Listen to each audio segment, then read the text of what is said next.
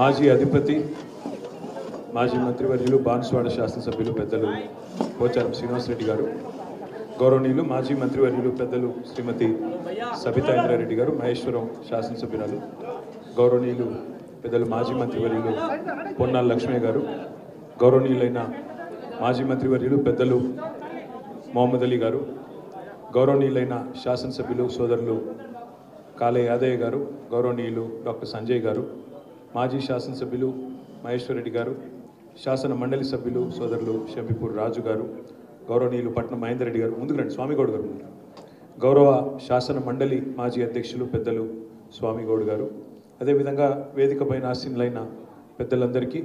ఈరోజు ఈ కార్యక్రమంలో పాల్పంచుకుంటున్న భారత రాష్ట్ర సమితి నాయకులందరికీ పేరు పేరున, ముఖ్యంగా మా పార్టీ రాష్ట్ర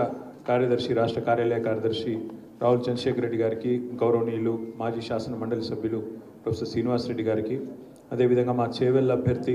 కాసాని జ్ఞానేశ్వర్ గారికి, ఇంకా ఎవరెవరి పేర్లు అయితే చెప్పలేదో వారందరికీ పేరు పేరున పాత్రికేయ మిత్రులకు పండుగ రోజు కూడా వచ్చినందుకు, తెలుగు ప్రజలు ఎక్కడ ఉన్నా ప్రపంచంలో వారందరికీ,